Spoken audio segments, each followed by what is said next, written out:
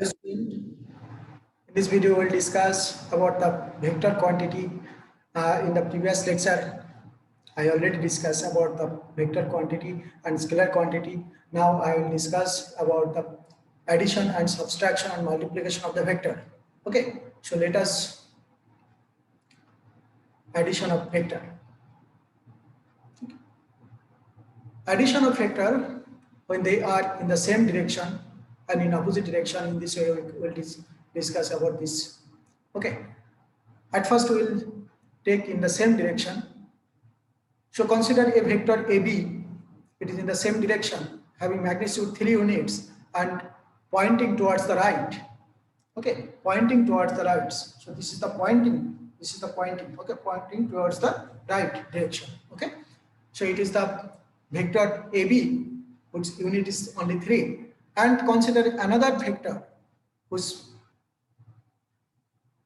direction in also right direction, PQ. Okay, so consider another vector PQ having magnitude 5 units and pointing towards also right, and these two vectors, if we add, if we plus it, AB plus PQ, then what will be the resultant vector? What will be the resultant vector? The resultant vector will be XY. It is addition of AB plus PQ vector. Okay, so resulting vector XY has magnitude 8 units and it's also point towards the right because it is not in opposite direction, it is the same direction. Okay. Now, magnitude of the resultant vector is given as the algebraic sum of the two vectors actually. But that's mean 3 units plus 5 units equal to 8 units. Clear? So direction of the resultant vector is the same as given vectors. Addition vector when they are in the opposite direction. Consider a vector AB having magnitude 3 units and pointing towards the left. Now it is in direction of left direction. And consider the another vector PQ. It is having magnitude 5 units and pointing towards the right. Okay, then what will be the resultant vector? So direction of the resultant vector is same as the bigger vector. Bigger vector here is 5, so direction will be in the right direction. And what will be the magnitude? So direction of the resultant vector is the same as the bigger vector. And what will be the magnitude? The resultant vector XY has magnitude 2 units and it's also points towards the right. Okay, because it does 5 is the bigger vector. So 5, if it is positive, then 3 is negative because it is opposite in direction. So this is the resultant vector. This is 2 unit. The subtraction of vector A minus B, and you can write equal to A plus minus B. Okay, so in this way you can subtract it because it is vector quantities. It depends on the magnitude as well as direction. Okay, so let us consider A vector and B vector and minus B vector in the opposite of B vector. Okay, then what will be the resultant? Resultant will be A plus B, that's mean minus B equal to S vector. So S vector is the resultant vector equal to A minus B. Okay, so vector addition obeys the commutative law. Commutative means if A plus B equal to B plus A, then A and B is commutator. Okay, so it obeys the commutative law. But vectors subtraction does not obey. Vector addition obeys the commutative law, but vector subtraction does not obey the commutative law. Addition may obeys the commutative law, but subtraction does not. So how? So A minus B is equal to not equal to B minus A. Okay, not equal to B minus A. So it does not obey the commutative law. Geometric method. Some geometric method to calculate the resultant vector. First one is triangle method. Okay. Second one is polygon method, and third one is parallelogram law. Okay, so triangle law, polygon law, and parallelogram law. There is a three law. First one, triangle law of vector addition. And what is the statement of this law?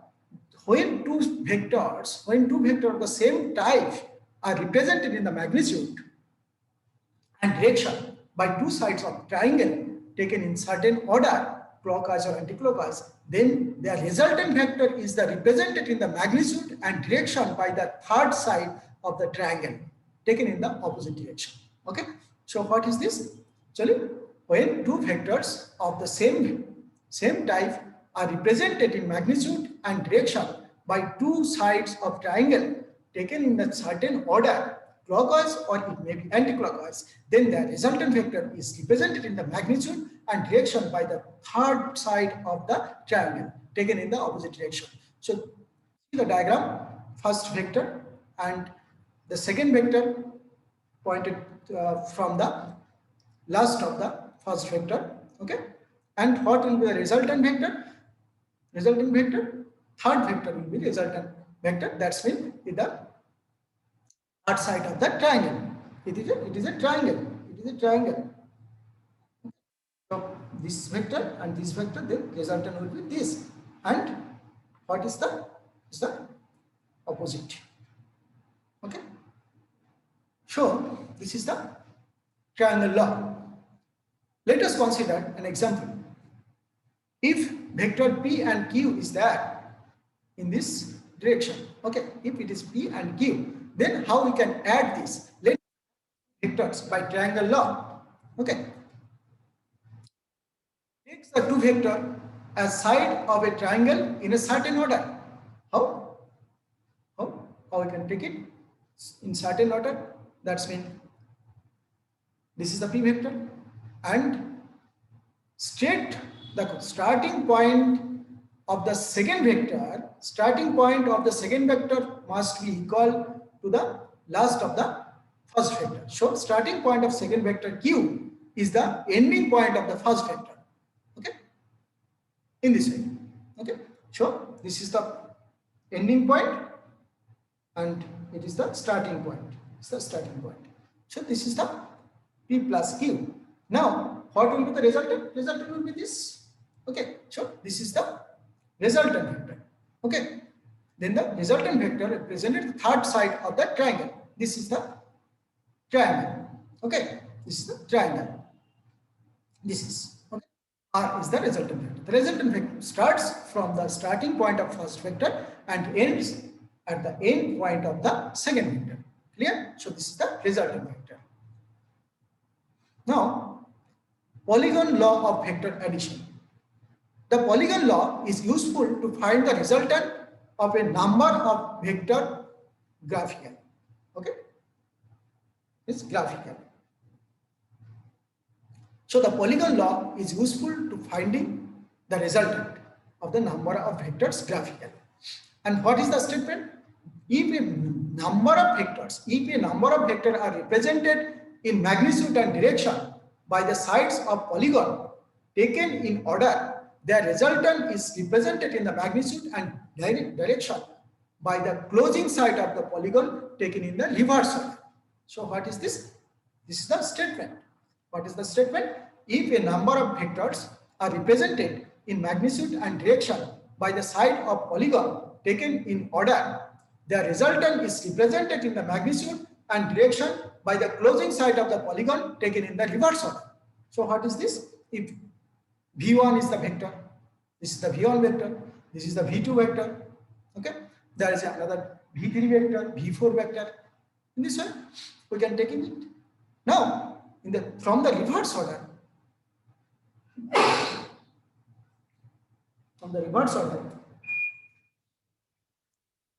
arrange this vector, V vector, V1, V2, V3 like this, V4 and V5.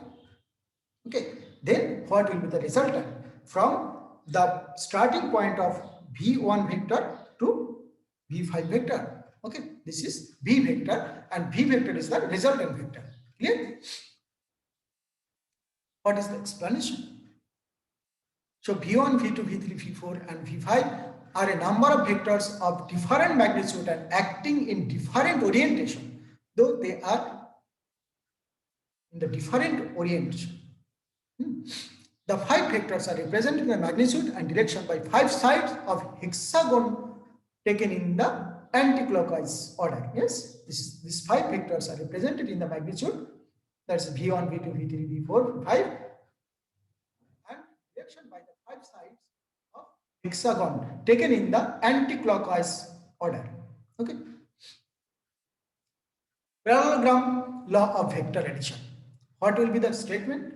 The statement that if two vectors of same type of acting simultaneously, if two vectors of same type acting simultaneously at a point are represented in magnitude and direction along two adjacent sides of a parallelogram, then their resultant vector is represented in magnitude and direction by the diagonal drawn from the same points. That's when if P and Q, that is a P and Q is the two vector starting from the same point. So two vector of the same type of acting simultaneously at a point, this is the point.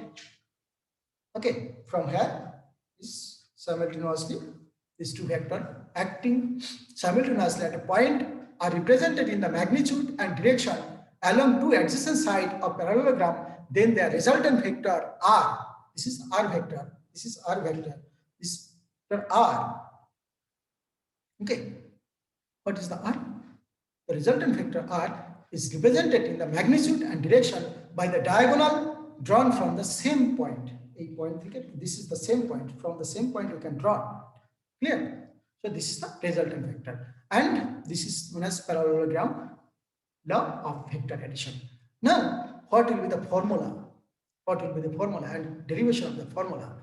Let P and Q be the vector. This is the P and this is the Q vector. Okay, so let P and Q be the two vectors having angle theta between them. This is the theta angle between them. Now we can draw the parallelogram. Okay, this is the parallelogram. Taking the parallel side of this and parallel side of this. So this is the parallelogram. Now complete the parallelogram ABCD. Okay, this is the ABCD. You already completed. Okay. Now let AC. This is the AC. Okay, this is AC. So AC be the resultant vector. Now how we can get AC or capital R vector? Let us consider the resultant R, make a angle alpha with P. This is alpha. Okay, this is alpha with P vector. And construct CE. Okay, this is CE perpendicular to the AB vector or AE. Okay, perpendicular to AE. This is drawn, just drawn. Okay. Now this angle is theta because this is theta. Now we can say that from the Pythagoras law, AC square equal to AB square plus BE square, and that's when AB plus BE whole square plus EC square plus CE square. Okay, this is AE square plus EC square. Now AE equal to AB plus BE. Okay, so we can extend this AB plus BE equal to AB square plus BE square plus 2AB BE. Okay, in this way. Now BE square plus EC square, C square, how you can get? This is BC. Okay, BE plus BE square plus EC square equal to BC square. Okay, this is the BC square equal to this according to the Pythagoras law. And BE equal to BC cos theta, BE equal to BC cos theta, and CE equal to BC sin theta. So cos theta what is the cos theta? Cos theta equal to adjacent side divided by hypotenuse. That's mean BE by BC like this. Okay, so cos theta, where cos theta equal to adjacent side BE divided by hypotenuse BC, and sin theta opposite side divided by hypotenuse. That's mean CE by BC. Okay, so this is the formula. That's mean AB square plus 2AB BC cos theta plus BC square. So we can write AB equal to P. That's mean P square. Here AB square. That's mean P square. And BC square. That's mean Q square. And AB means P and BC means Q. And this is cos theta. So resultant R square equal to R square equal to P square plus 2P into Q cos theta plus Q square. So R equal to root over P square plus Q square plus 2PQ cos theta. Okay, so this is the derivation. So we can write R equal to root over AB, or we can say R equal to root over P square plus Q square plus 2PQ cos theta in this way. From the AEC triangle, tan alpha equal to CE by AE equal to CE by AB plus BE. Okay, and BE equal to BC cos theta. So in this way, you can write CE equal to BC sin theta. So tan theta equal to BC sin theta divided by AB plus BC cos theta. So tan alpha, what is the tan alpha? Q sin theta divided by P plus Q cos theta. So this is the alpha. Alpha means tan inverse Q sin theta divided by P plus Q cos theta. Here alpha is the direction of the vector, resultant vector. Okay, alpha is the direction of the resultant vector. Clear? And to learn the special case of parallelogram law, we have learned certain formula in trigonometry. So to start the physics and chemistry in class 11, you should learn this type of formula and you should remember it. Okay, trigonometry, this is very important for your class 10. It is already, you have finished it. Okay, so theta, value of theta, if 0, then sin theta equal to 0. If theta equal to 30 degree, then sin theta equal to half, in this way, and you should remember it.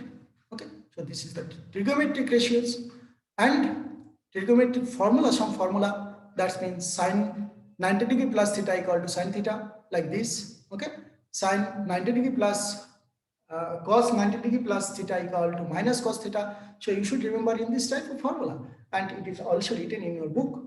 Okay, so we can again write this type of formula because you should apply this formula in vector quantity. Okay, parallelogram law of vector addition. So you already discussed about that R vector equal to root over P plus P square plus Q square plus 2PQ cos theta. Okay, so this is the formula. So when two vectors P and Q are added, the resultant vector will have the magnitude. So, and the resultant vector make an angle with respect to side AB. Okay, and this is the alpha. Alpha is the angle of the resultant vector. Okay, the special case parallelogram law, first one, when theta equal to 0, parallel vectors, that's mean R equal to root over P square plus Q square, cos PQ through PQ cos 0, so it is value root over P plus Q square, because cos theta equal to cos 0 equal to 1. Okay, so tan alpha, then alpha, what will be the alpha? Okay, this is the alpha equal to 0, that's mean parallel. Okay, the vector, two vectors are in parallel. Special case, if it is 180 degree, that's mean it is in anti-parallel vector, then what will be the resultant vector and what will be the angle?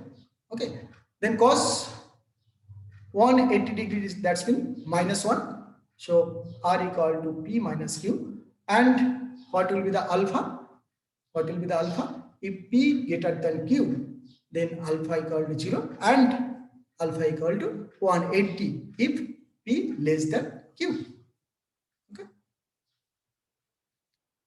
And the third case, that's been when theta equal to 90 degree. Okay. Mutually perpendicular vectors. When it is mutually perpendicular vectors, and now cos 90 equal to 0, then R equal to root over P square plus Q square. Okay. R equal to root over P square plus Q square, and tan alpha equal to Q sin 90 degree divided by P plus Q cos 90 degree. Okay. And you know sin 90 degree equal to 1, then alpha, what will be the alpha? This is alpha. Okay. Q by P is the alpha. That's been Y by that's been P by Q. Q by P is the alpha, because you know sin 90 equal to 1. Now, if P plus Q equal to R, so R is always greater than P, or R is always equal to P plus Q, or R is the never equal to P plus Q, or R may be less than P or Q. So, what will be the solution? Now, if Q is null vector, option 1 is not possible. If angle between P and Q is other than 90 degree, option 2 is not possible. If angle between P and Q is 90 degree, option 3 is not possible. So, R may be less than P or Q possible. From the parallelogram, theta equal to 180 degree, then R equal to P minus Q vector. Okay. So, example. What is the example? Now, 6 Q is the 6 unit and P is the 10 units. Then resultant will be 4 unit, and magnitude of the P is greater than Q. Then direction of the resultant vector towards the P. Okay. So this is the answer. Now, the maximum and minimum resultants of two forces are in the ratio of 4:3. The forces are in the ratio. The maximum and minimum resultant of two forces. That's the maximum means addition, minimum means subtraction. Okay. So maximum resultant, that's mean force. Force is the vector. So force, there is a two force. If the maximum force will be the resultant but addition F1 plus F2, and if the minimum resultant is equal to F1 minus F2. Okay. And F1 plus F2 divided by F1 minus F2 equal to, it is given 4/3. Okay. This is the value result. And then you can write F1 equal to 7 F2. Hence F1 by F2. Okay. F1 by F2 equal to 7 by 1. So this is the ratio. Okay. So option 1 is the correct answer. Clear? And there is another question. If two vectors have magnitude are in the ratio of 5:8, their resultant has maximum and minimum magnitude in the ratio of. So two vectors have magnitude are in the ratio 5:8. So magnitude. Okay. That's when P and Q, if the ratio, then P by Q is the ratio. So P by Q equal to 5/8. P by Q equal to 5/8. Okay. So Q equal to 8P by 5.